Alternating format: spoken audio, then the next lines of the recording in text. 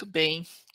Então, eu gostaria de agradecer a presença de vocês na participação deste webinário. É o webinário que está inaugurando as atividades da orientação educacional do SAI. Eu sou a Marilda, sou orientadora educacional aqui do serviço. Vocês devem receber nossos e-mails aí de divulgação das atividades. Nosso objetivo aqui é ajudar os estudantes em relação à sua vida acadêmica em duas grandes frentes, em relação aos processos de aprendizagem e em relação ao desenvolvimento de carreira, pensando aí na transição da vida acadêmica da universidade para o mundo do trabalho. E este webinário apresentado pela professora Clarissa, que antecipadamente eu agradeço aqui a sua disponibilidade, seu aceite de estar conosco, certamente muito contribuirá para se pensar aí nesta temática muito importante.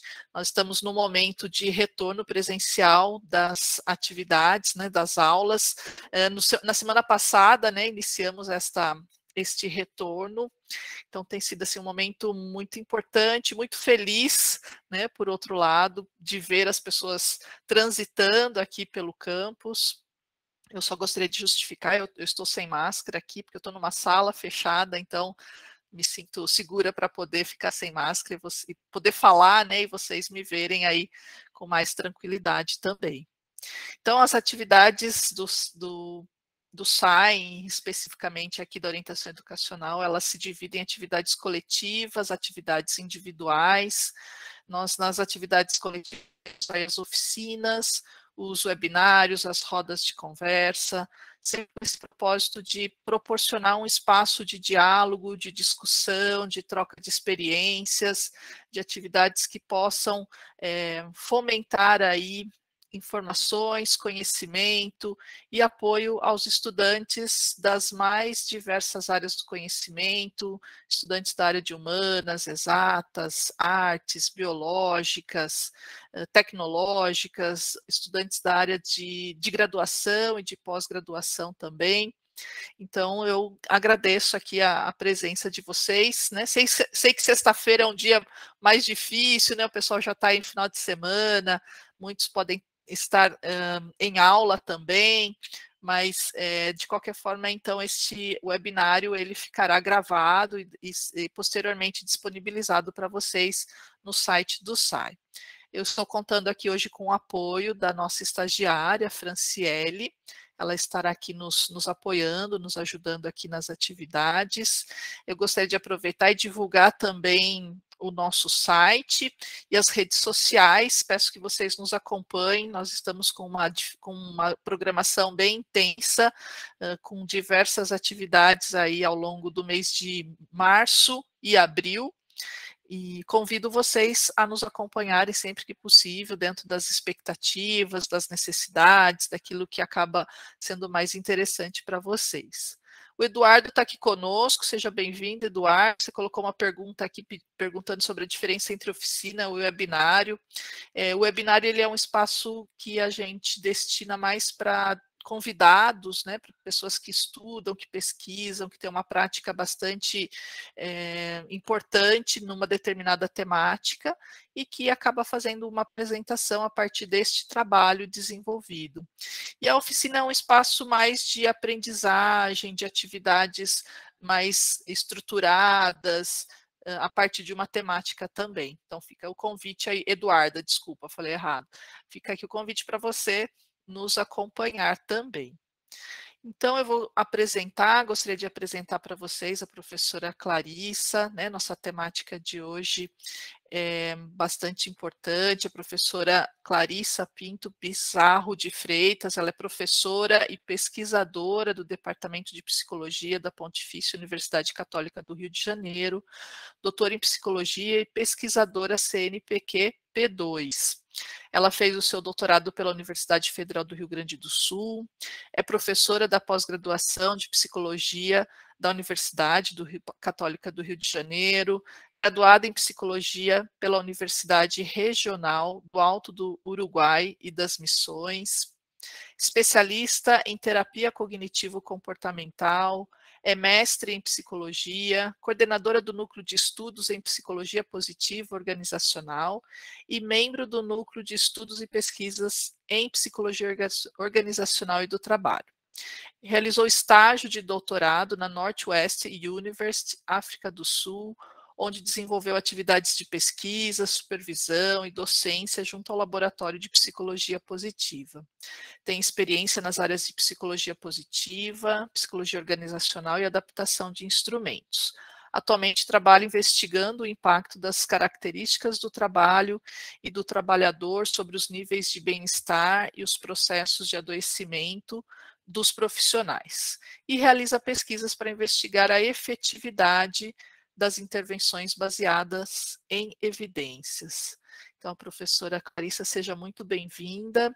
Gostaria de passar a palavra. Nós temos aí organizado um momento inicial de apresentação, da fala do palestrante. Vocês podem participar interagindo aqui conosco pelo chat, né, ou levantando a mãozinha.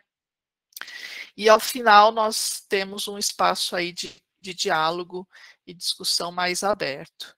Então, passo a palavra para a professora Clarissa, dando as boas-vindas, e fico aqui à disposição.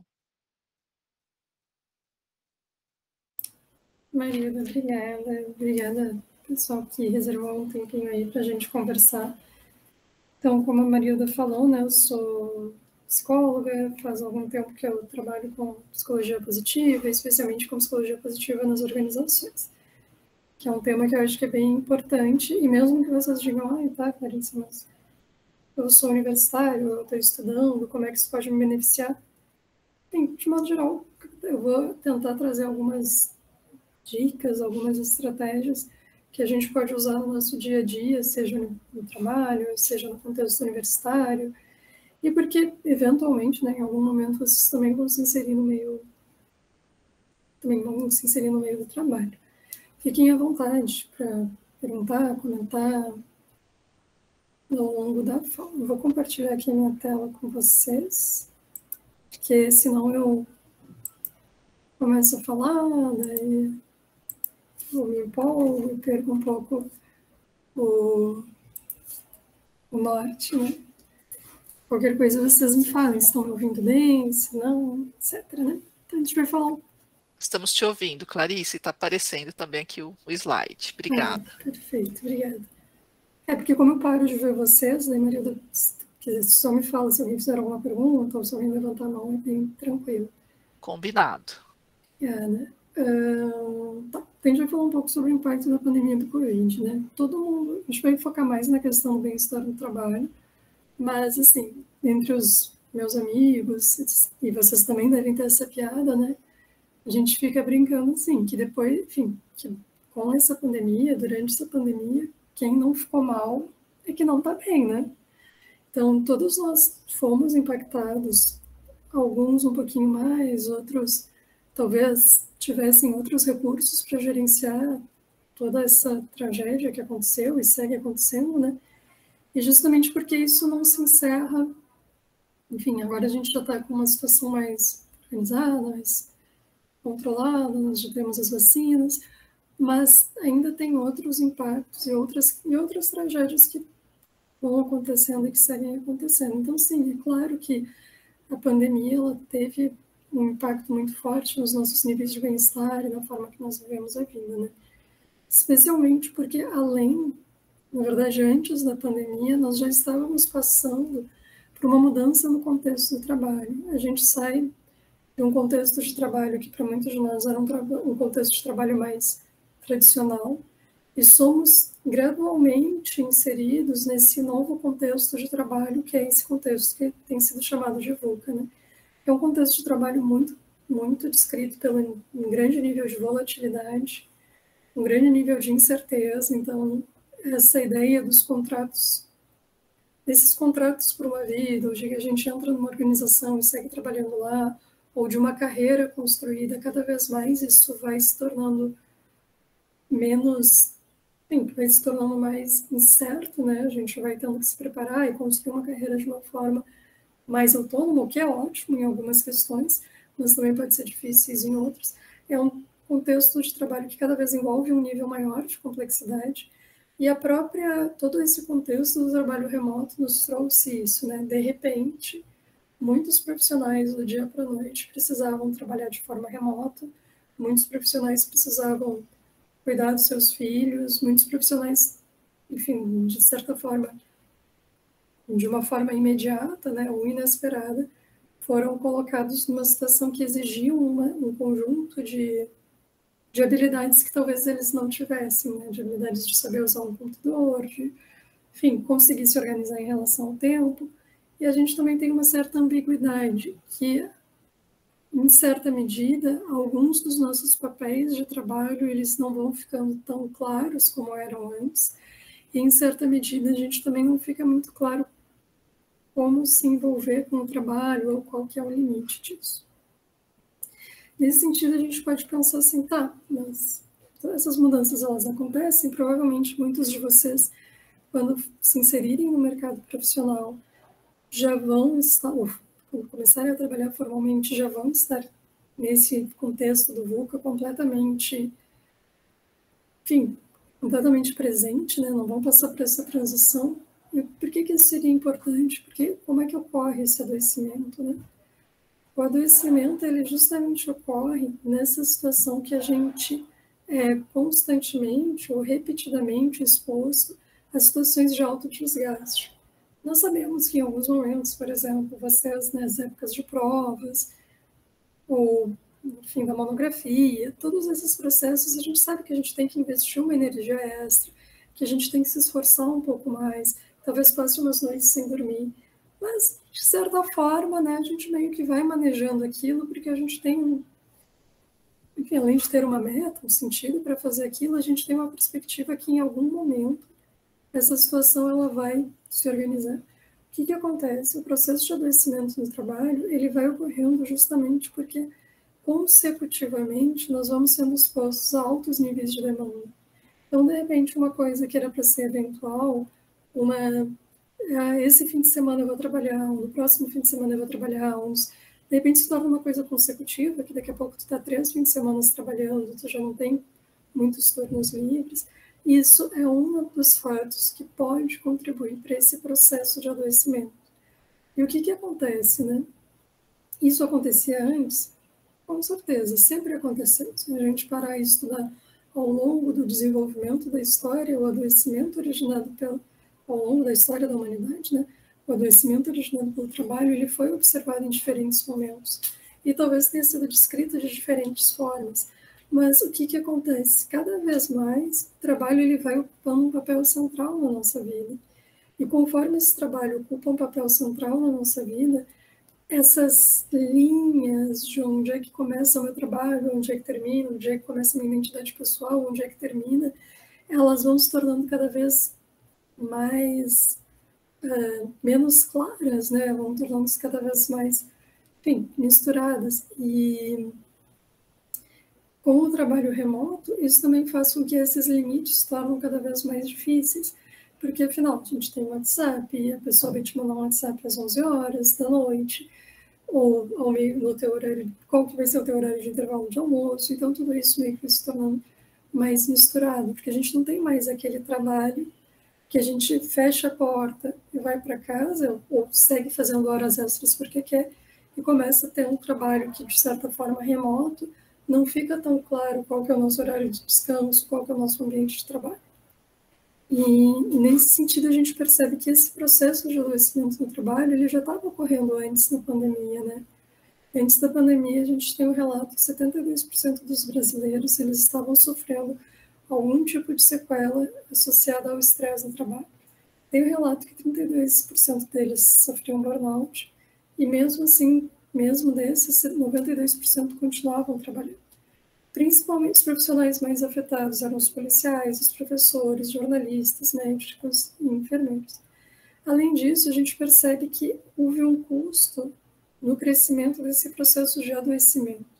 Quando a gente fala de bem-estar no trabalho, principalmente na perspectiva da psicologia organizacional, claro que a gente quer dizer, olha, é importante que as pessoas sejam felizes, as pessoas felizes são mais produtivas, as pessoas felizes são mais saudáveis, as pessoas felizes adoecem menos. Só que para a organização, quando a gente parte de uma perspectiva da organização, isso não tem muito significado.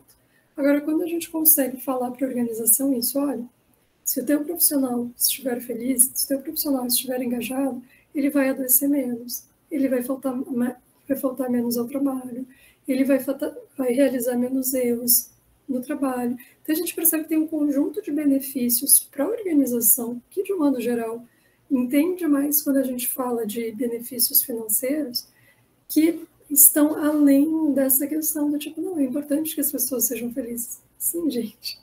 Na psicologia organizacional, nós achamos muito importante que as pessoas sejam felizes, que as pessoas vivam bem-estar e que as pessoas se desenvolvam dessa forma, né?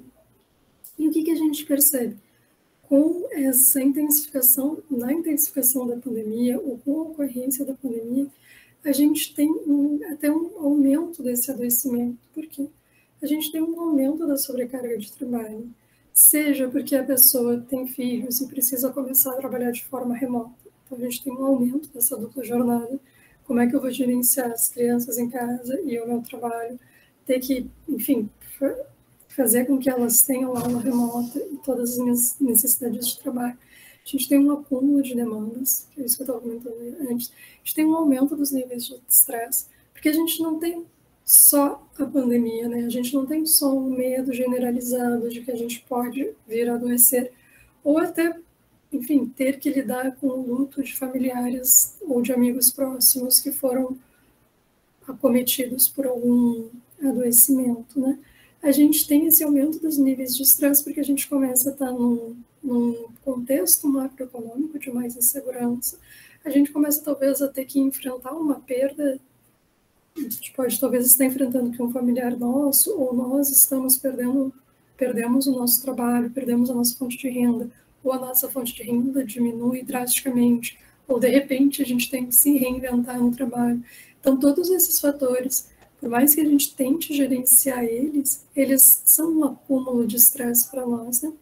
O aumento do sofrimento psíquico dos profissionais, seja porque esses profissionais, por exemplo, os profissionais da saúde ou os profissionais de serviços essenciais, eles tiveram que se afastar dos seus familiares justamente para proteger esses familiares, enfim, precisaram ficar sem ir para casa, alguma coisa do gênero, ou precisaram fazer turnos, diversos plantões de trabalho ou muitos turnos de trabalho. E o que a gente observa também é o aumento dos sintomas de transtornos de ansiedade e depressão, né?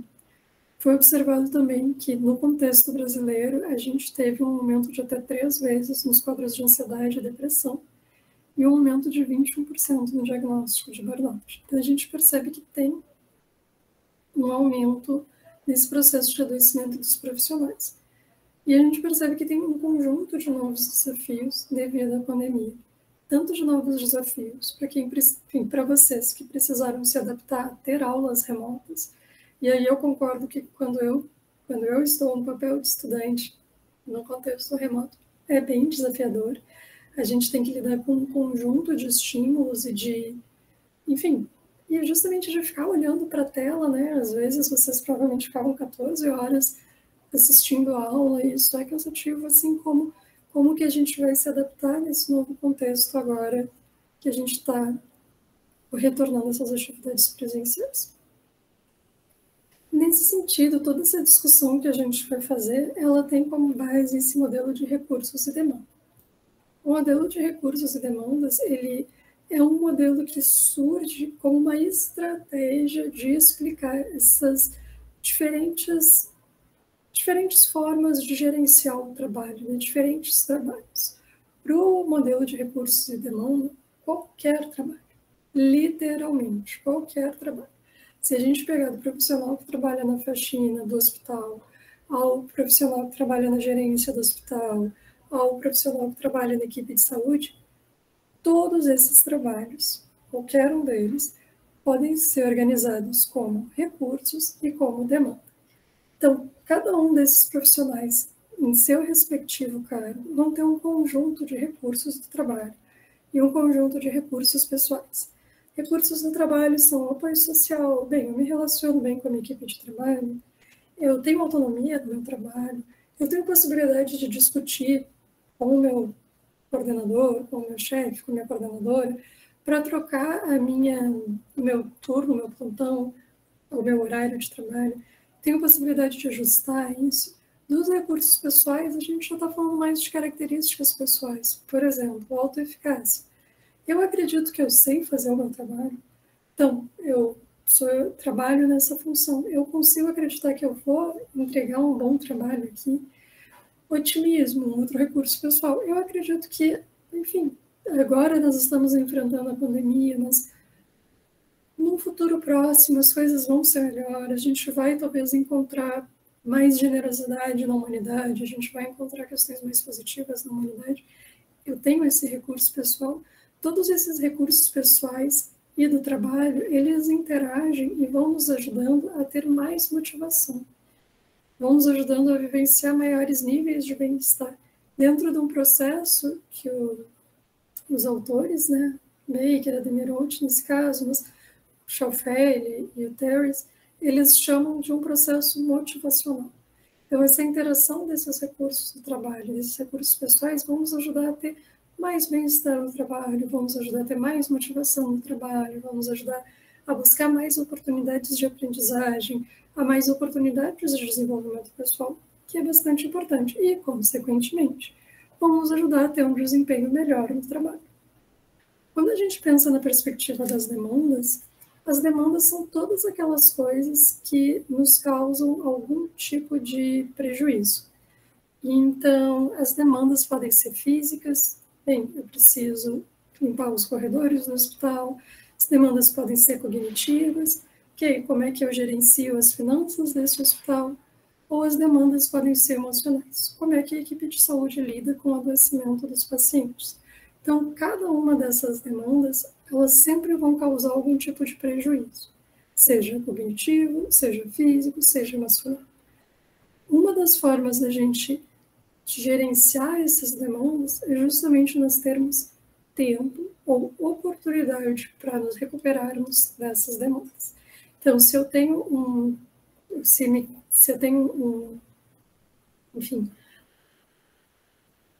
eu tenho um prejuízo pelo excesso de trabalho, se eu tenho um desgaste físico, eu preciso ter tempo para que eu consiga me recuperar desse desgaste físico. Mesma coisa o desgaste emocional e a mesma coisa o desgaste cognitivo.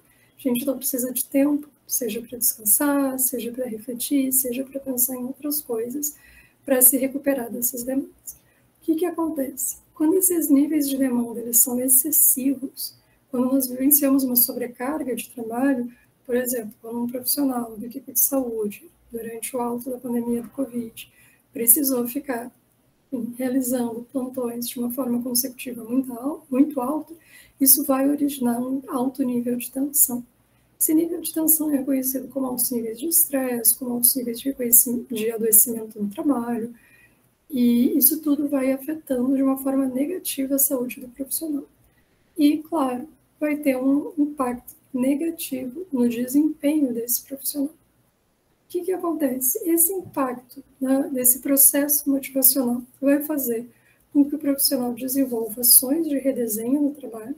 Essas ações de redesenho no trabalho se referem justamente a gente reorganizar o nosso trabalho, seja por meio de um redesenho cognitivo, de uma reformulação cognitiva, de um redesenho das tarefas e de um redesenho das relações, que eu vou falar um pouquinho mais em detalhes daqui a pouco.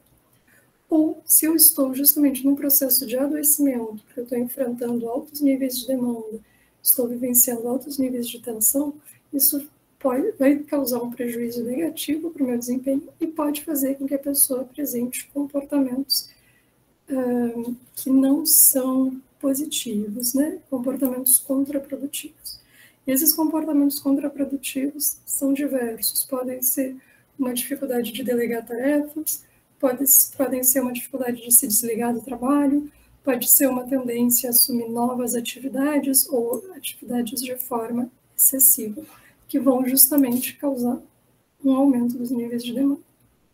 Idealmente, quando a gente fala nesse modelo de recursos e demandas, nós queremos ter um equilíbrio entre o nível de demandas que nós temos e o nível de recursos que nós temos. Então, é claro que qualquer trabalho vai ter burocracia, vai ter algum nível de esforço físico, vai ter questões conflituosas e vai ter estresse ou pressão no trabalho. Isso é inerente a qualquer tipo de demanda no trabalho. Mas a gente também quer que que seja possível que isso esteja equilibrado com o nível de autonomia e de aprendizagem que nós temos no trabalho, o apoio social que a gente tem no trabalho. Desculpa, gente. Com o nível de apoio social que a gente tem no trabalho, um retorno em relação ao trabalho que a gente tem realizado e com os nossos recursos pessoais. Porque isso seria um cenário que possibilitaria que as pessoas vivenciassem maiores níveis de bem-estar. Quando essa balança está desequilibrada e a gente tem um nível muito alto de demandas, provavelmente a gente vai vivenciar altos níveis, a gente vai vivenciar um processo de adoecimento no trabalho. Nesse sentido, Schoffele ele propõe que a gente discuta esses estados de bem-estar no trabalho por meio desse modelo do circunflexo das emoções. Nesse modelo circunflexo das emoções, qualquer estado de bem-estar no trabalho ele pode ser diferenciado por um nível de ativação e de desativação, e de prazer e de desprazer. Então, o estado ideal para a gente vivenciar no contexto do trabalho seria esse desse quadrante superior direito do engajamento, né? E então, que está na direita da tela. Então, seria um estado que a gente teria altos níveis de energia, então nós gostaríamos de trabalhar, nós estaríamos animados para trabalhar, a gente ia dedicar um tempo extra para o trabalho, e nós sentiríamos prazer em fazer isso. Então, a gente percebe que o nosso trabalho tem sentido, a gente gosta de trabalhar, a gente perde a noção do tempo quando está trabalhando, né?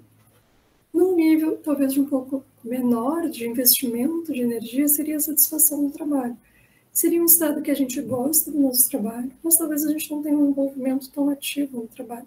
A gente vai, realiza as nossas atividades, cumpre com a nossa carga horária, cumpre com o que é esperado de nós, e vai vivenciando isso de uma forma positiva, né?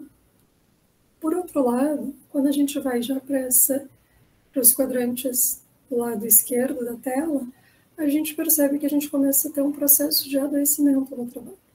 A gente pode ter a adição do trabalho, que é justamente a pessoa ficar adicta ao trabalho. Ela começa a ter uma necessidade compulsiva de trabalhar. E ela, apesar de ter um alto nível de energia, ela não vai sentir prazer nesse trabalho. As atividades elas vão ser cansativas, elas vão ser difíceis, elas vão ser não difíceis no sentido de nível, de dificuldade ou das habilidades que a gente precisa realizar, mas muito mais custosas no nível emocional, né?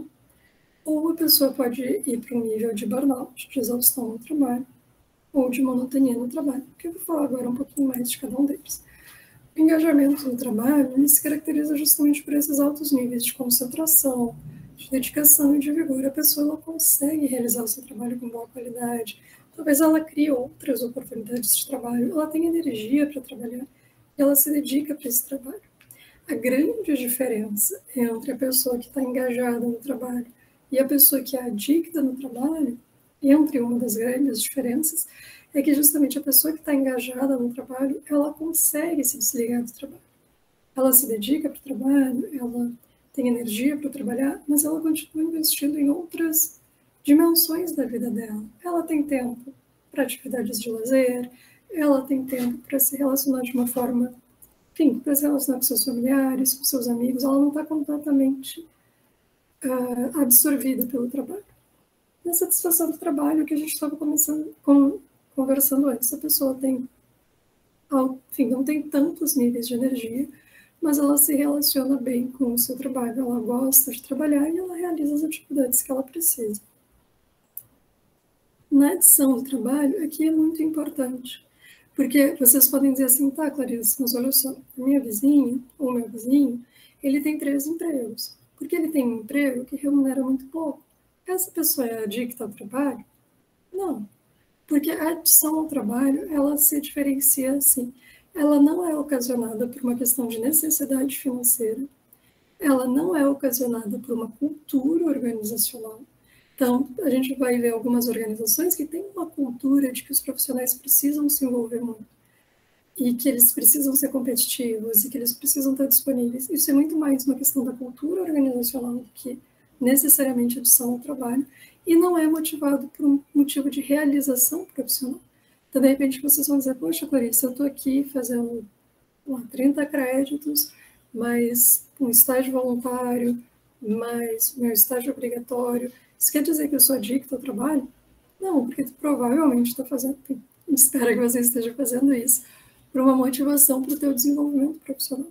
Então, o profissional que é adicto ao trabalho, ele tem tanto uma característica de um trabalho compulsivo, ele tem uma dificuldade extrema de se desligar do trabalho.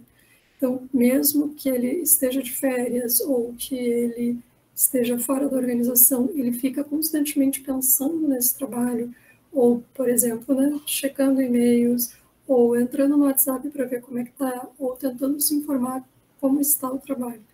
E o trabalho excessivo, porque esse profissional ele trabalha de uma forma excessiva. E aí que vem a parte interessante. O fato desse profissional trabalhar de forma excessiva não quer dizer que esse profissional vai trabalhar mais, nem que ele vai trabalhar com mais qualidade. Esse profissional, ele pode ser um profissional que é muito perfeccionista. Ele pode ser um profissional que ele tem muita dificuldade de delegar tarefas. E ele pode ser um profissional que ele fica repetindo a realização da mesma tarefa, ou torna tarefas simples mais complexas. Então, por exemplo, ele fica revisando 5 vezes o e-mail antes de mandar. Tem e-mails que a gente revisa 5 vezes antes de mandar, porque são e-mails importantes, né? Mas não são todos os e-mails que a gente fica revisando e olhando, ou revisa 3, 4 vezes no mesmo arquivo. A monotonia no trabalho, ela é uma perspectiva mais atual e ela fala justamente de um estado de tédio no trabalho. É como se a pessoa começasse a vivenciar uma apatia no trabalho. Essa monotonia no trabalho, ela ocorre justamente porque a pessoa, ela tinha uma expectativa em relação àquele trabalho, ela tem um nível alto de habilidades para aquele trabalho e essas habilidades não são utilizadas. Então, a gente pode pensar em profissionais que fazem trabalhos muito repetitivos ou profissionais que fazem trabalhos que não exigem necessariamente um envolvimento cognitivo muito grande. Então, a monotonia no trabalho pode fazer com que a pessoa fique literalmente entediada, né? Porque ela não se vê desafiada por aquele trabalho. E o burnout, que atualmente a gente tem assumido uma nova perspectiva para o burnout, que é essa perspectiva que discute o burnout formado justamente por um estado de exaustão, de declínio, enfim, de prejuízos na regulação emocional e de prejuízos na regulação cognitiva e de um distanciamento mental. Se eu estiver falando muito rápido, vocês me avisem, tá? Essa exaustão é literalmente o que o termo quer dizer. A pessoa ela fica exausta, ela fica cansada, ela não tem mais da onde tirar energia para trabalhar. E isso vai se acumulando, porque ela precisa continuar trabalhando, ela precisa continuar realizando suas atividades. Esse declínio da regulação emocional, esse prejuízo emocional, é justamente assim. Tipo, o que eu vou falar não vai soar exatamente da forma que eu quero falar, então qualquer coisa vocês me avisem, tá? Mas, por exemplo, assim, algumas profissões, por exemplo, profissionais da área da saúde que trabalham no contexto hospitalar, profissionais que trabalham em situações de desastre, profissionais que trabalham com populações em situação de vulnerabilidade, essas profissões, talvez mais do que outras profissões, exigem que o profissional tenha um controle emocional e uma regulação emocional. Por exemplo, um profissional que trabalha em situações de desastres, ele precisa ter um nível de regulação emocional muito maior do que eu, como professora. Porque esse profissional ele vai ser exposto continuamente a situações de desastre. Um profissional de uma equipe de saúde que precisa comunicar o falecimento de uma pessoa para a família, ele com certeza precisa de um nível de regulação emocional muito maior do que eu preciso ter como professora. Então, assim, são trabalhos extremamente estressantes. E o que acontece? A gente começa a perceber que esses profissionais, eles começam a ter dificuldades de ter essa regulação emocional. Eu dei exemplo desses casos mais extremos, né? Mas a gente vai observar isso entre profissionais que têm um trabalho que não exigiria um controle emocional tão grande. Então, a pessoa pode começar a chorar no meio do trabalho, a pessoa pode começar a gritar no meio do trabalho, a pessoa pode começar a ter respostas emocionais que a gente não esperaria. Enfim, daí a gente entra numa discussão muito grande, mas pensando num contexto mais comum, a gente vai seguir com essa linha. A questão da regulação cognitiva entra na mesma situação. Profissionais, por exemplo, que trabalham com finanças, ou profissionais que trabalham em almoxerifado, ou profissionais que trabalham na área da saúde, ou qualquer profissional, eles, por vezes, precisam ter um controle cognitivo muito grande. O que vai acontecer? Quando esses profissionais começam a vivenciar burnout, esses profissionais vão sofrer de prejuízos. Eles vão ter lapsos de memória, eles vão fazer erros bobos, assim, tipo, enfim, tu está fazendo uma programação e tu erra o código que tu deveria programar, que são erros que não estão alinhados com o nível de habilidades dessa pessoa. E todo esse processo de exaustão, de dificuldade de regulação emocional, de dificuldade de regulação cognitiva, vão originando um distanciamento mental. Por quê? Porque essa pessoa ela vai se desligando do trabalho. Isso era o que a gente conhecia antes no burnout, quem conhece burnout, como despersonalização. A pessoa vai se desligando do trabalho justamente porque aquele trabalho está sendo excessivamente exaustante. E o que acontece? Todo esse quadro de burnout, ele vai consequentemente produzir que a pessoa sofra níveis altos de estresse, que a pessoa sofra queixas psicossomáticas e que a pessoa sofra um humor depressivo. Então, o que a gente percebe nessa nova compreensão do burnout? Que justamente muitos profissionais que ao longo da nossa vida a gente disse, nossa, fulaninho ficou deprimido, nossa, cicloninha desenvolveu uma doença psicossomática, nossa, aquele profissional, enfim, se tornou extremamente amargo. Provavelmente foram profissionais, há uma probabilidade, que eu entendo que é alta, que esses profissionais vivenciaram estados de burnout. Por diversas questões, esse burnout não foi identificado e acabou, consequentemente, desenvolvendo esses sintomas secundários.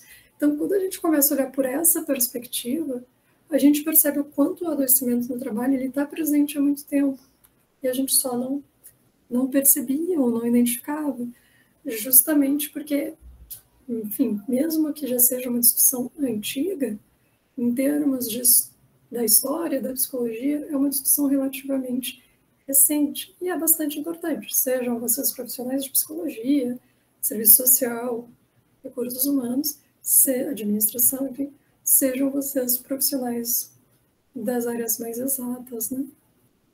Enfim, é importante para todo mundo. Então, o que a gente percebe? Que dentro do modelo de recurso e demanda, qualquer situação em que nós sejamos expostos a altos níveis de demanda, essa situação vai nos levar ao adoecimento. Esse processo de adoecimento do trabalho, ele vai fazer com que isso tenha alguma consequência no desempenho da pessoa no trabalho e na sua saúde. Então, essas coisas elas vão acontecer. Se eu identifico que a pessoa está passando por um estado de monotonia ou de burnout no início, talvez isso não cause prejuízos para a saúde dela e para o desempenho dela no trabalho. Se isso se tornar algo crônico, provavelmente vai originar isso, né?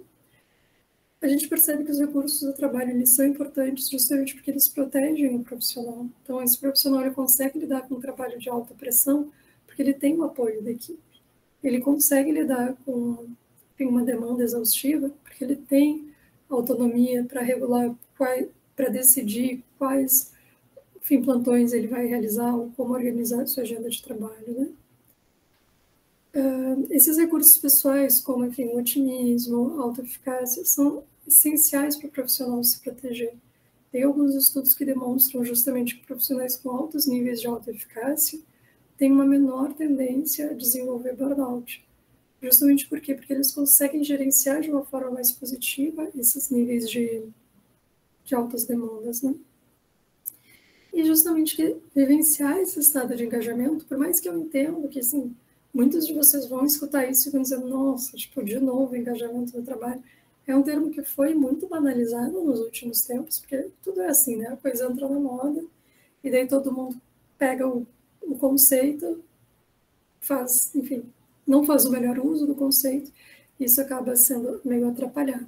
Mas sim, o engajamento ele tem um papel importante justamente para ajudar no desenvolvimento do profissional. Então, tendo em vista que a gente viu essas consequências, esses estados de bem-estar, né, a gente consegue entender um pouco o como a pandemia teve um impacto na saúde e no bem-estar desses profissionais. Por quê? Porque a gente percebe que justamente conforme esses profissionais foram expostos a maiores níveis de burnout, foram expostos a maiores níveis de adição ao trabalho, esses profissionais, foram expostos a maiores níveis de demandas, a maiores níveis de sobrecarga, a menores níveis de autonomia no trabalho, esses profissionais, eles foram desenvolvendo ou estados de adição ao trabalho ou estados de burnout no trabalho. Por quê? Porque esses profissionais eles foram expostos a níveis muito altos. Por exemplo, teve uma organização que, enfim, uma vez que me falou que eles criaram uma normativa para proibir que fossem marcadas reuniões ao meio-dia. Porque como o trabalho estava remoto, estava todo mundo marcando reunião no horário que pudesse. Então, eles criaram uma normativa que não, a gente não vai mais ter reunião no horário do almoço. Justamente para que as pessoas pudessem ter um horário de almoço, né? Enfim. Então, o que a gente percebe? Esse foi talvez um dos principais impactos na pandemia no bem-estar. Mas tá, isso tudo é muito legal, isso tudo é muito interessante, né? A gente percebe que tem muito espaço para a gente trabalhar. E o que a gente faz, né? Quando a gente trabalha por uma perspectiva da psicologia positiva organizacional, a gente começa a entender essa importância de promover as potencialidades dos indivíduos. Eu sei também que a psicologia positiva é uma coisa que entrou na moda, que um monte de gente pegou e talvez não tenha feito o melhor uso possível, mas assim, gente, a psicologia positiva ela tem um fundamento filosófico, ela é mais do que talvez ela pareça ser quando as pessoas se atrapalham no uso dela, né? Então, a ideia é justamente a gente focar em desenvolver as forças dos profissionais, esses recursos desses profissionais e as habilidades dele. Por quê? Porque quando a gente fortalece esse profissional, a gente entende que isso vai auxiliar para ele ter maiores níveis de desempenho, para ele vencer maiores níveis de bem-estar. Não é para, enfim, por mais que soe como uma coisa mais mecanicista, não é essa a ideia. A ideia é que conforme a pessoa tem maiores níveis de autoconhecimento, entende o que ela quer fazer, como ela quer contribuir para o mundo, quais são as habilidades dela, ela vai ser uma pessoa mais feliz. E sim, tem diversos estudos que demonstram que pessoas mais felizes têm melhores condições de saúde, que pessoas mais felizes se recuperam até mais rápido, de infecções. Então, a gente gosta de pensar, enfim, a gente entende que pessoas mais felizes são pessoas que vão ter uma contribuição talvez mais positiva para o mundo, né? E o que é importante? Que quando a gente pense nessas intervenções em psicologia positiva, isso não se torne um fardo para esses profissionais. Então, assim, não é tipo, pronto, agora eu tenho que meditar. Pronto, agora eu tenho que parar e fazer a ginástica laboral. Porque, assim, o profissional está com tantas demandas que não quer, tipo, sentar com todo mundo e fazer o momento da gratidão, né? Parar e conversar com todo mundo para fazer o minuto da gratidão. Mas, sim, que essas intervenções, elas possam, sim, contribuir para esse desenvolvimento desses profissionais. Então, nesse sentido, né, a gente percebe que tem algumas intervenções que são propostas. Por exemplo, a gente pode dividir, e daí esses dias eu estava lendo uma matéria que discutia a questão do capital psicológico, né, capital pessoal, achei bem legal a discussão. Meio que estava destruindo com o capital psicológico, né, mas capital pessoal, uma coisa assim. Enfim, faz parte, né? Mas tem foco na promoção do capital psicológico, na promoção do redesenho do trabalho, de forças dos profissionais, da gratidão, do bem-estar. A gente pode, enfim, o Donalds, nesse capítulo dele, ele propõe essa divisão dessas intervenções, como se a gente pudesse, enfim, escolher qual que a gente vai focar. Porque a promoção de cada uma delas, de cada um desses recursos, ele tem um foco e tem um conjunto de estratégias melhores, né? A gente pode pensar que é como se a gente fosse aprender a escrever ou aprender a fazer contas, né? Aprender matemática ou fazer contas mais complexas. Tem um conjunto de habilidades que a gente precisa desenvolver. Todas elas envolvem ter uma capacidade de pensamento abstrato? Sim. Todas elas envolvem o uso de símbolos? Sim, mas são estratégias diferentes para eu desenvolver mais as minhas habilidades enfim, para cálculo, do que eu desenvolver mais as minhas habilidades para escrita, né? Nesse sentido, o capital psicológico ele se refere ao quê? Ele se refere a um conjunto de características que são a resiliência, a autoeficácia, otimismo e esperança, que se a gente for traduzir de uma forma bem superficial e bem rápida, o capital psicológico ele fala de uma possibilidade de nós desenvolvermos essas habilidades, né? E para elas nos protegerem de situações adversas ou de situações estressantes, porque, enfim, é a vida, né? A gente vai passar por essas situações estressantes. Alguns modelos que foram desenvolvidos, o primeiro, foram 4 sessões mensais. Eles faziam um treinamento sobre o que era autoeficácia, esperança, otimismo e resiliência, tanto na modalidade online como individual, e eles perceberam um aumento nos níveis do engajamento, né? Eles também perceberam que se a gente fizesse ações de psicoeducação, o que é psicoeducação, né? A psicoeducação é um recurso que é usado em diferentes vertentes da psicologia, mas muito associado à terapia cognitivo-comportamental. Na terapia cognitivo-comportamental se propõe, né, se compreende que quando a gente ensina para a pessoa ou explica para a pessoa sobre uma determinada psicopatologia ou sobre um determinado funcionamento, isso ajuda a pessoa a gerenciar melhor as habilidades dela. Tem várias vertentes que acham que isso tudo não faz sentido? Tem. Mas quando a gente entende que sim, se eu ensinar a pessoa sobre o funcionamento disso, isso vai ajudar, se percebeu que isso ajuda nos níveis de desempenho. Então, por exemplo, se eu explicar para a pessoa o que é resiliência, então tá, os processos de resiliência se caracterizam como uma forma de nós tentarmos gerenciar essas situações adversas e encontrar recursos para superar elas de uma forma mais positiva ou mais saudável. Legal, como é que eu desenvolvo essas estratégias? Como é que eu posso usar essas estratégias quando eu estou em situações de estresse? Como é que eu posso desenvolver mais a minha autoeficácia? Como é que eu posso me treinar para ser uma pessoa mais otimista? Eles fizeram intervenções tanto presenciais e individuais e perceberam que elas são efetivas, né? E, além disso, eles, enfim, viram um treinamento de 3 dias, sendo de 6 horas, também para desenvolver essas habilidades do capital psicológico. Foi presencial em um grupo, e eles perceberam que não foi efetivo. Então, por que eu trago essas intervenções? A gente percebe que, às vezes, nós fazemos intervenções que são interessantes, e, às vezes, a gente faz que são efetivas, que produzem resultados dentro do que a gente esperava. E outras intervenções, às vezes, não encontram isso. As ações de redesenho do trabalho, elas fazem referência muito assim, se a gente pegar uma das perspectivas, seria o redesenho das nossas relações, eu mudar a forma que eu me relaciono com os meus colegas de trabalho, e daí, assim, gente, é muito importante que tem que ter parcimônia, né?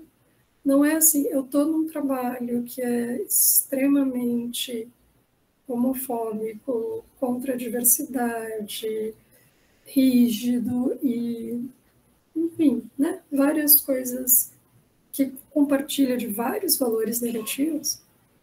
Não sou eu que tenho que redesenhar as minhas relações com o meu trabalho, né? Eu tenho que talvez buscar outro trabalho, eu tenho que talvez falar com a minha gerência para buscar promover a adoção de valores mais diversos, a valorização da diversidade. Então, isso também se refere a um redesenho das relações. A coisa ela não é tão simples ou tão direta, né? A gente pode fazer uma reformulação cognitiva. Então, eu não vejo sentido no meu trabalho, eu não entendo o meu trabalho. Talvez se eu repensar o meu trabalho e eu entender como que o meu trabalho contribui para o desenvolvimento da sociedade, para as pessoas, talvez isso me ajude a realizar meu trabalho de uma forma melhor. E o redesenho da tarefa, que é justamente assim, bem, eu preciso realizar essa tarefa. Será que tem alguma forma diferente de fazer essa tarefa? Será que tem alguma forma diferente de eu modificar essa tarefa? Nesse sentido, essas intervenções, a primeira intervenção foi realizada em 3 etapas, né? Primeiro, pedia para as pessoas pensarem sobre as suas atividades de trabalho, explicava o que era o modelo de recurso e demanda, e depois discutia como que as pessoas podiam alinhar o seu trabalho aos seus valores pessoais. E a outra intervenção foi uma intervenção que ela... E essa intervenção ela poderia ser realizada em um dia ou em diversas sessões, né? Eles perceberam que essas atividades presenciais em grupo auxiliaram no aumento dos níveis de engajamento e do desempenho dos profissionais. Então, que o modificar a forma que pensa sobre o trabalho contribuiu para o desenvolvimento desses profissionais. As atividades de gratidão, né? Faz um tempo também que estão na moda e com certeza vocês já viram, enfim, várias modalidades desse exercício. A gratidão é justamente o ato de nós pararmos e percebermos que nós somos gratos e que há coisas positivas na nossa vida e que há outras formas da gente pensar sobre aquela situação. Nem sempre as ações de gratidão elas são positivas. A promoção da gratidão, por exemplo, ela não é recomendada para pessoas que estão enfrentando situações de luto. Porque a pessoa que está enfrentando uma situação de luto, ela tem que gerenciar uma série de outras demandas emocionais. Mas, de modo geral, no contexto do trabalho, se percebe que essas ações da gratidão e talvez fazer com que a pessoa torne a sua visão mais positiva para questões mais positivas do seu trabalho podem contribuir. A primeira intervenção foi realizada agradecendo 3 coisas diariamente por 8 semanas. Foi realizada de uma forma online, individual. Foi observado que houve uma diminuição dos níveis de burnout. Posteriormente, foi realizada uma avaliação apreciativa. Então, em 5 situações diferentes, foi pedido para as pessoas avaliarem como é que estava o seu trabalho e fazerem uma avaliação apreciativa, o que tem de positivo no trabalho, o que pode ser melhorado, como é que eu posso desenvolver mais as minhas habilidades nesse trabalho. Foi observado que houve um aumento nos níveis de satisfação no trabalho. E uma outra intervenção que foi de agradecer algo positivo do trabalho 2 vezes por semana durante 4 semanas. E a gente percebeu que não, enfim, eles perceberam que não teve um impacto nos níveis de bem-estar. Talvez porque esse exercício da gratidão exija uma certa continuidade e exija que a gente vá realmente modificando a forma que a gente pensa e observa. Também tem a teoria de forças e virtudes, é uma teoria que está relativamente na moda agora, uma teoria que foi proposta pelo Segni. Depois eu posso mandar para a Marilda, se vocês não conhecem, no VIA, né? O VIA é o instrumento que avalia as forças e virtudes. Vocês podem responder ele online, gratuitamente, que é o mais legal, né? E ele vai te dar uma versão gratuita de quais são as suas forças e virtudes. Que interessante, Clarissa. Nós vamos querer sim. Sim. Eu agradeço se você puder encaminhar. Mas assim, é bem legal. Eu já fiz umas várias vezes. Porque é legal, porque também tem a ideia que as nossas forças elas vão ganhando. Enfim, é uma assinatura de 7 forças dentro de 24 virtudes. E é meio que um contraponto ao DSM, sabe? Enfim, desculpa, gente. O DSM é um livro que tem que tem uma categorização das psicopatologias, então o que é transtorno depressivo, o que é transtorno de ansiedade, etc. E a ideia deles é dizer assim, tá, ok, a gente tem toda essa categorização sobre diferentes sintomas que estão associados ao adoecimento, mas a gente também quer ver quais são essas características positivas que podem estar associadas ao bem-estar. Então, podem estar associadas a questões positivas. Então, as forças são criatividade, amor, humor, fé. É bem legal, assim, tipo, eu acho.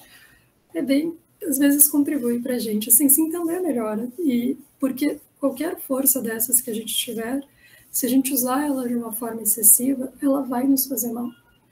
E qualquer força dessas que a gente tiver, se a gente tiver pouco dela, ela também pode nos prejudicar, né? Então, por exemplo, o exemplo do amor, que seria uma força.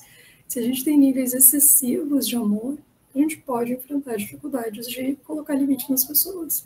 A gente pode acabar se tornando, tipo, aquela pessoa que é muito...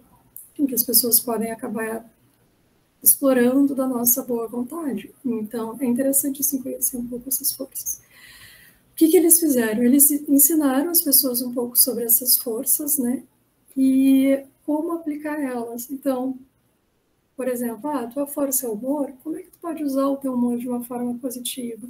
Como é que tu pode usar isso para melhorar o teu ambiente de trabalho ou para melhorar teu estado, né? E eles perceberam que isso auxiliou no aumento dos níveis de engajamento na diminuição de burnout. Eles também fizeram uma sessão de 6 horas, falando sobre as forças e virtudes e como aplicar elas, de forma presencial e no grupo, e eles perceberam que isso aumentou uma percepção sobre o significado do trabalho. Então, as pessoas perceberam mais significado nas atividades que eles realizavam.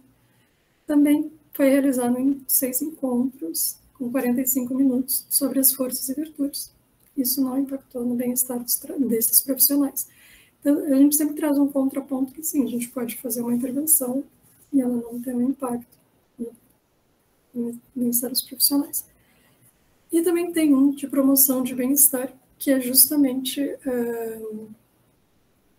dentro do modelo PERMA, né, que propõe que o bem-estar ele pode ser compreendido a partir das emoções positivas, do engajamento em atividades que a gente gosta, em atividades interessantes para o nosso desenvolvimento pessoal, da realização, que a gente se perceber realizado, a gente perceber que as coisas estão dando certo. O M é para o meaning, né, que seria perceber que, como é uma sigla em inglês, para a gente perceber que a nossa vida tem sentido, que as coisas têm sentido. E o A fala muito do accomplishment, seria... desculpa, o R é para realizações, desculpa, o R é para relações, seriam as relationships, né?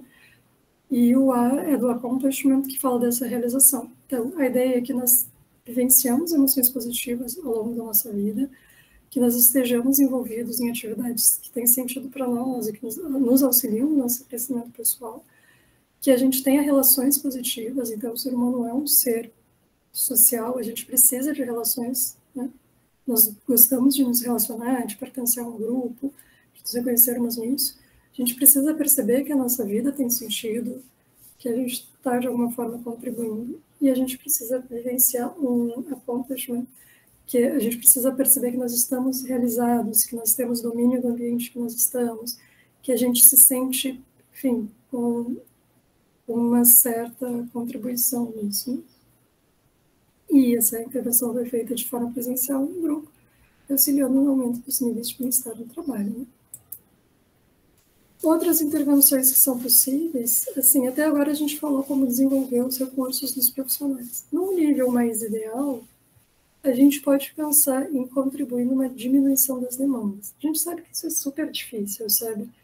Porque isso seria uma intervenção muito mais realizada pelo gestor, ou pela gestora, pela equipe de coordenação, do que pelos profissionais, né?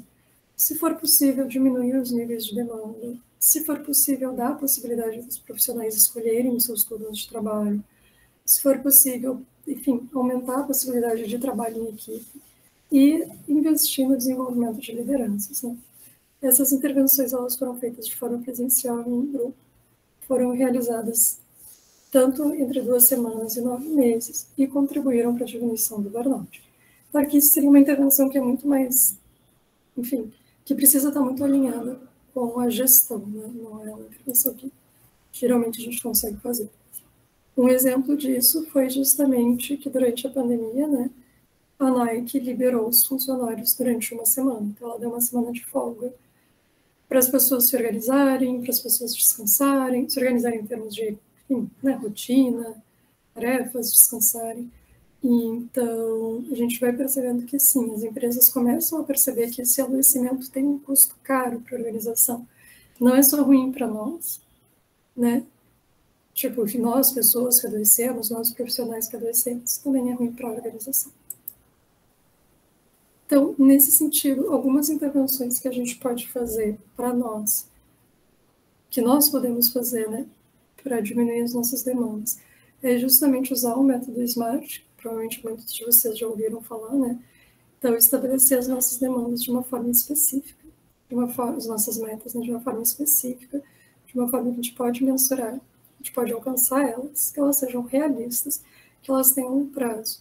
E dentro de cada uma dessas demandas, a gente conseguir estabelecer quais que são as de alta urgência e alta importância, e quais são as de baixa urgência e baixa importância.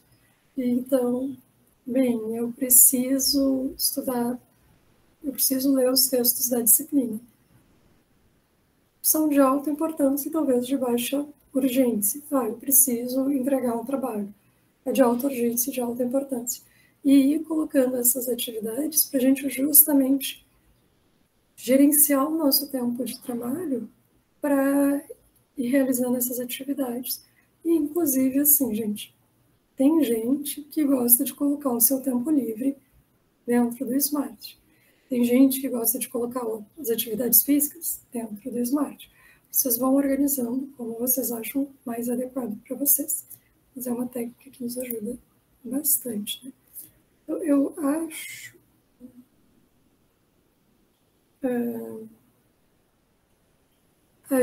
eu vou passar essa parte aqui. Aqui que eu ia falar mais de redesenho. Como sugestão também, depois eu vou mandar esse material para a Marilda, né?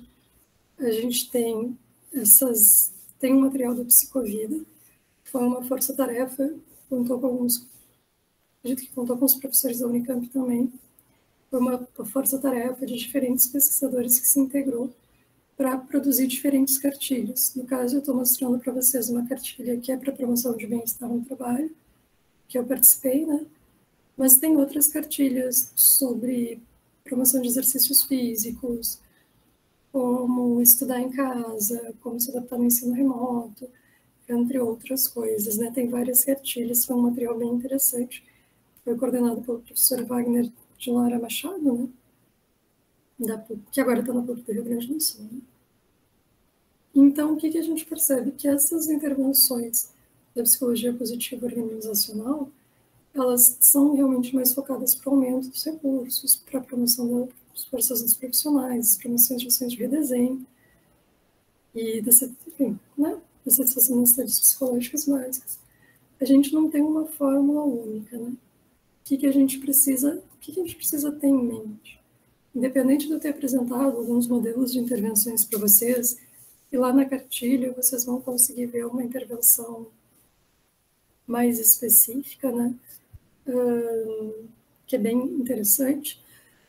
Essa não tem uma fórmula única. O que é importante?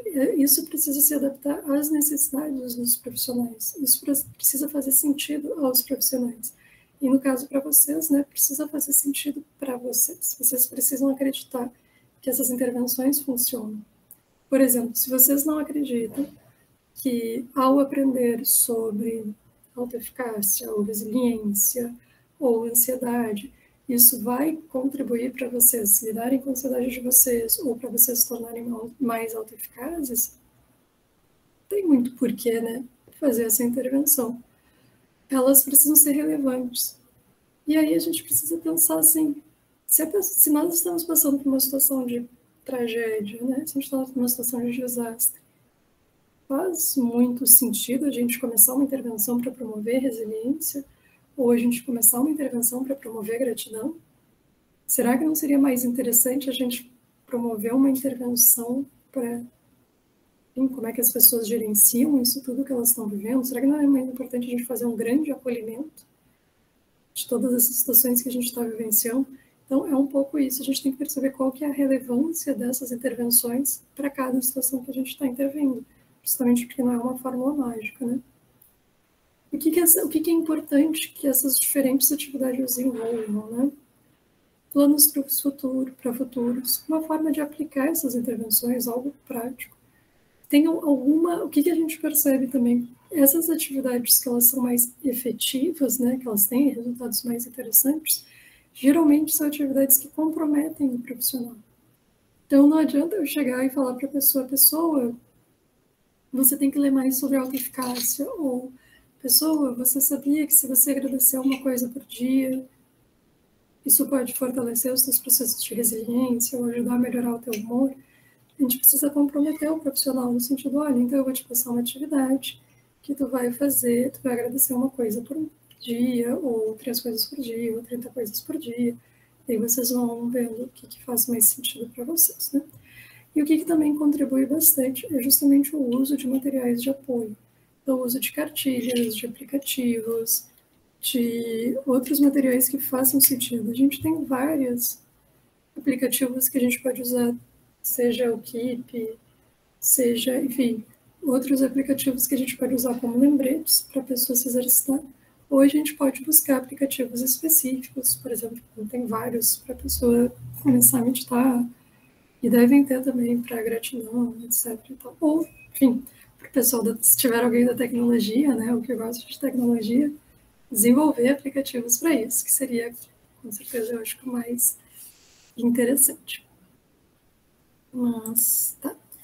Nesse sentido, assim, a gente busca que essas evidências, elas sejam, desculpa, que essas intervenções sejam baseadas em evidências. Então, assim, gente, o que seria uma intervenção baseada em evidências? Uma intervenção que tenha um reconhecimento na comunidade dela. Tem várias ações que podem ser interessantes, ou que podem ser legais, ou que a gente pode adorar, né? Por exemplo, a astrologia. Um monte de gente gosta de astrologia, eu pessoalmente adoro astrologia, mas eu sei que ela não tem efetividade real nenhuma, né? Ela é algo que a gente estuda, que a gente gosta, que a gente acha interessante, mas eu não posso usar astrologia, eu não posso chegar e fazer uma mapa astral dos profissionais da minha equipe e decidir, então, para quais intervenções eles vão ser encaminhados. Isso não faz sentido, né? Então, nesse sentido, assim, intervenções que sejam efetivas e que, de modo geral, envolvam atividades diárias. Mas também algumas intervenções de imersão, que sejam realizadas no, enfim, um dia inteiro para fazer essa atividade, também são efetivas. Ter clareza para que serve essa intervenção e como é que ela vai beneficiar esses profissionais. Isso também ajuda os profissionais, né? Então, nesse sentido, assim, o que a gente percebe? Que as intervenções focadas na promoção dos recursos do trabalho, elas são mais interessantes para reduzir aspectos negativos, mas elas também contribuem para o bem-estar. E intervenções focadas em desenvolver recursos pessoais dos profissionais são mais efetivas para a promoção do bem-estar. Então, eu estou vendo que minha equipe está adoecida, bem, talvez seja mais interessante eu trabalhar com recursos do trabalho. Não, eu estou vendo que esse profissional, ou eu quero aumentar o bem-estar da minha equipe também, mas eu quero que ela fique mais envolvida, mais feliz. Talvez seja mais interessante, justamente, investir na promoção do bem-estar. E assim, o que também é interessante a gente estar atento? As intervenções em grupo, elas são mais efetivas para promover o bem-estar, prevenir o adoecimento, enquanto as intervenções individuais são mais interessantes quando a gente já está trabalhando com profissionais que estão adoecidos ou que apresentam algum tipo de desfecho negativo, né? Então, a princípio, seria isso, assim. Não sei se vocês querem abrir um espaço para a gente conversar, para perguntas. Muito bom, Clarice, a sua apresentação, acho que ela foi bastante esclarecedora, trouxe elementos aí bastante relevantes, né? A gente viveu fortemente aí todas essas questões relacionadas à pandemia, estamos tentando criar um ambiente mais de otimismo agora, né? Acreditando que esse período mais tenso tenha ficado para trás e que a gente possa aí construir uma novos tempos, né? Novas formas aí de estudar, de trabalhar, de gerenciar as nossas vidas, né? Lógico que a gente sabe que não dá para ter controle de tudo, mas acho que essas informações nos ajudam aí na promoção, inclusive do autoconhecimento, né? Quanto mais informações eu consigo agregar, reconhecer e buscar ajuda, certamente elas são proveitosas, né? Achei bem interessante o ponto que você trouxe sobre a diferença, né, entre adicto do trabalho e engajamento no trabalho. Acho que isso também nos ajuda a fazer escolhas, tentar fazer escolhas mais saudáveis, né, mais equilibradas, né? Embora a gente saiba que não é sempre uma tarefa fácil, coisas que estão sob nosso controle e outras coisas que não estão sob nosso controle, principalmente aí o volume de demandas relacionadas a tarefas acadêmicas, tarefas profissionais, né? Mas sem dúvida você trouxe algumas alternativas, né? Informações e materiais que nos ajudarão a compor, né? A pensar sobre esse momento.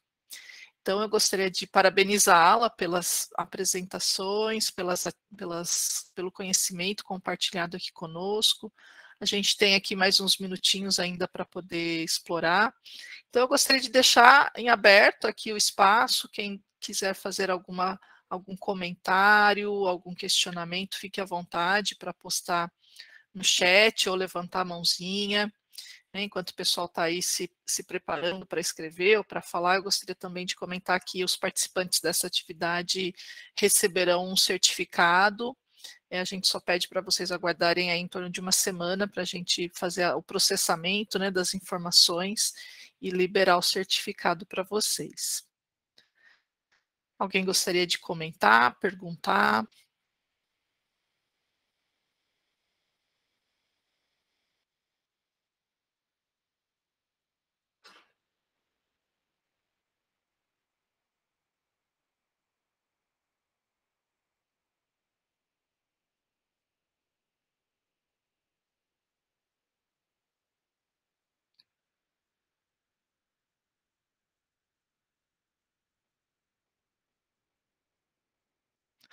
Olha, tem uma pergunta aqui da Márcia.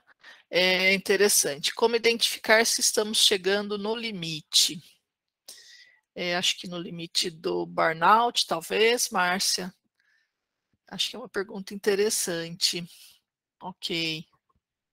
Sim, obrigada, Márcia. Uma ótima pergunta. Eu vou até voltar aqui na figurinha, porque eu gosto muito de figurinhas. Mas vou te falar enfim, sugerir várias coisas, assim, que a gente pode fazer. Eu acho que talvez a principal seria ver como é que tá a tua qualidade de sono, sabe? Não a principal. Enfim, geralmente o sono é um dos primeiros afetados. Eu acho que tá, tipo assim, bem, a pessoa, né? Ou as pessoas. Essa pessoa, ver se a pessoa está conseguindo dormir, ela teve alguma mudança em relação à alimentação dela, se ela teve alguma mudança, enfim, acho que os primeiros sintomas, os primeiros sinais que a gente perceberia seriam assim, mudanças no sono, mudanças no apetite, e daí depois a gente começa a ir para os outros pontos, né? Mudanças nos níveis de energia dessa pessoa. Bem, às vezes as pessoas, elas geralmente são...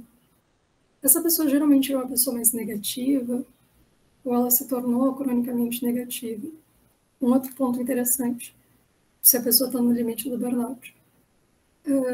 Mesmo quando ela está fora do trabalho, ela tem uma dificuldade de aproveitar aquele momento, tipo, ela começa a ter uma dificuldade de se divertir, ela começa a ter uma dificuldade de ficar bem, ou ela consegue falar de uma forma muito positiva sobre sim, isso quando a pessoa está em níveis mais altos, mas no limite a pessoa ela consegue falar sobre coisas positivas. Nossa, eu gosto muito de, por exemplo, vou dar um exemplo meu que fica mais fácil. Eu gosto de programação. Nossa, eu gosto muito de programação. Eu entendo super pouco, né? Mas se eu começar a conversar contigo, eu vou falar, vou querer, enfim, tentar entender, como é que faz. Então, tu percebe que eu fico muito animada para isso, mas quando eu vou falar do meu trabalho, pois é, já é uma coisa assim ruim, é uma coisa que me causa muito cansaço. A pessoa começa a repetidamente falar coisas muito negativas do trabalho, e aí que é difícil, sabe? Porque a pessoa pode estar num trabalho ruim, isso é uma possibilidade. E a pessoa, claro, se a pessoa talvez seja no burnout, ela está no trabalho de uma forma negativa. E ela pode ter razão, assim, nos pontos que ela está levantando. Agora, quando começa a ter uma dificuldade de se desligar desses pontos negativos, outros aspectos que a gente pode perceber, que era por isso que eu queria pegar a figurinha, né? Essa pessoa aqui, se a gente olha no lado esquerdo da tela, no quadrante inferior, né, onde está a figurinha do burnout, essa pessoa ela começa a ficar muito ansiosa.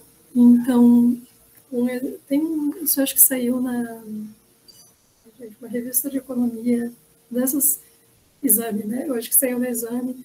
Era o caso de uma profissional, um caso real, de uma profissional que ela começou a fazer vários erros no trabalho, erros de atenção e tal. E um dia ela estava no mercado, isso é o que ela conta. Um dia ela estava no mercado e ela começou a chorar na frente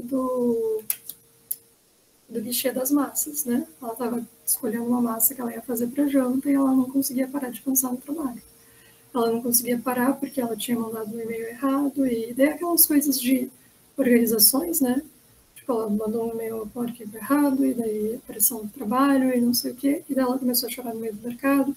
Então, aí a gente vê que a gente começa a ter, de certa forma, um prejuízo no controle emocional. E aí ela percebeu que ela estava com um burnout, buscou ajuda e tal, conseguiu, enfim, segundo a reportagem, conseguiu se recuperar e hoje está melhor.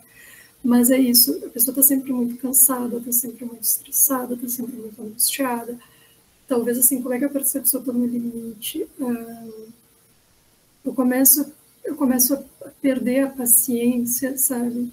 Tipo, coisas que fazem parte do meu trabalho começam a se tornar muito custosas emocionalmente.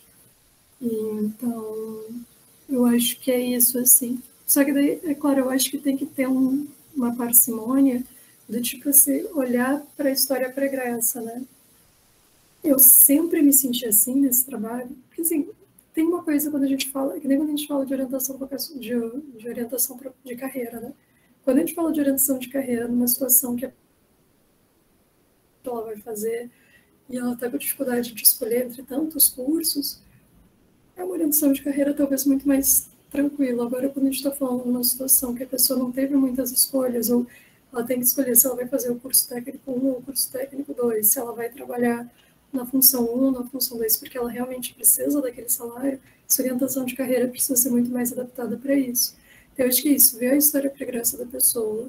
Eu nunca gostei desse trabalho, eu não quero realizar esse trabalho, a minha situação no trabalho só vem piorando, trocaram o meu chefe, e meu chefe é muito, bem, com a minha chefe é muito mais difícil do que antes, ou cada vez mais eu estou mais desvalorizada nesse trabalho, eu acho que é isso. Não, essa situação também pode promover uma situação de burnout, mas eu acho que é ver isso com parcimônia, porque consegue ver assim o quão angustiada, se desde o início a pessoa sempre estava nesse nível de angústia, ou se isso foi aumentando.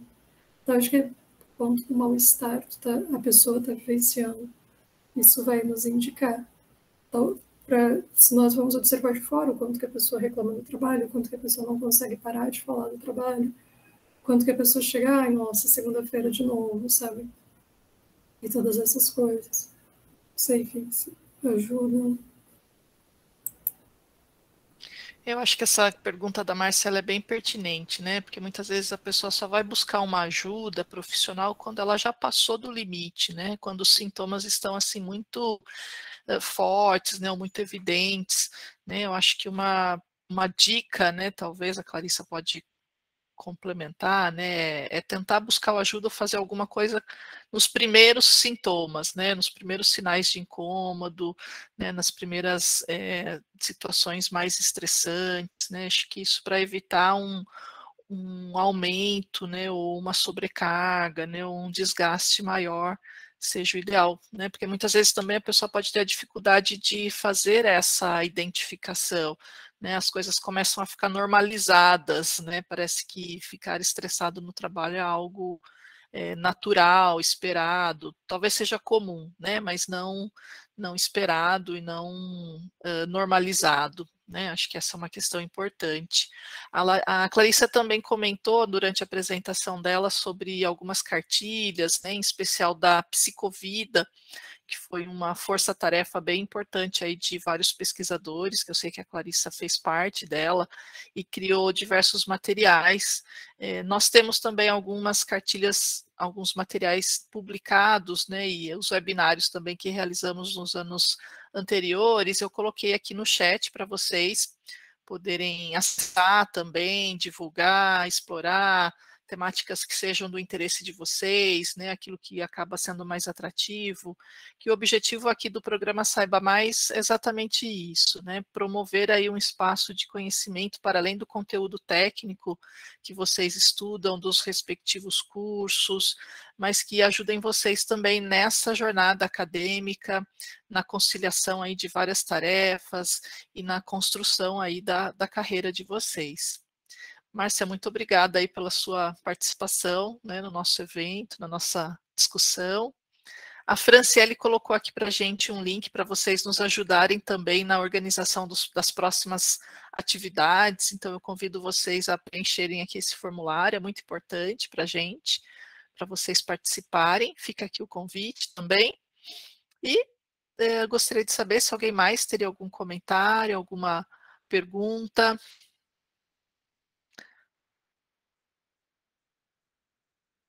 Ah, legal, Eduarda, a gente que agradece aí. Eu acho que a fala da Clarissa foi bastante instrumentalizadora, né? Acho que nos ajudou a ter muitos instrumentos aí para pensar as questões do bem-estar, do trabalho, e a gente fala trabalho de um modo bem amplo, né? Não o trabalho aquele de carteira assinada, mas pensar no trabalho da vida acadêmica, dos estudantes, e para quem está também aí gerenciando a sua vida profissional, com certeza vai servir muito para vocês, para os familiares, né? A ideia é que essas informações, esse conhecimento seja aí divulgado, né? Não fique só concentrado na academia, mas que vocês possam também transcender isso, né? Apresentar essas informações para tantas outras pessoas que vocês sentirem necessidade, tiverem contato. Hugo, nós que agradecemos você aqui pela participação. Contamos com vocês nas próximas tarefas também. Semana que vem nós teremos muitas atividades. Segunda-feira também com um webinário falando sobre integração à universidade, habilidades sociais. Então eu deixo o convite aqui também para vocês participarem. Ok, pessoal, acho que nós estamos avançando aqui no nosso horário, nosso teto é às 11h30, a gente já está aí a 2 minutos desse horário. Eu gostaria de agradecer, Clarice, imensamente, né, pelo seu conhecimento, pelo seu trabalho em pesquisas muito importantes, que nos ajudam aí a pensar em intervenções e promover aí o bem-estar e tantas outras forças, né, de acordo com a psicologia positiva, dos nossos alunos e outras pessoas que participam também. Ok? Pessoal, então eu vou encerrando nosso encontro aqui de hoje. Vocês já devem estar, assim, pensando na fila do bandejão, né? O que tem aí qual é o cardápio do almoço. Então, eu encerro aqui a minha fala e meus agradecimentos em nome da equipe da orientação educacional, do SAI, que é um órgão de permanência aqui da Unicamp, para a Clarissa em especial. Obrigada, Marilda, obrigada pela oportunidade. Então... Prazer em conhecê-la, Clarissa, mesmo que virtualmente. Legal. Pessoal, então, até breve. Eu estou aqui no SAI, a gente aguarda o momento de nos encontrarmos presencialmente. Mas eu sei que vocês já estão circulando no campus e eu também estou por aqui. Então, até a próxima, bom descanso, bom final de semana e tchauzinho.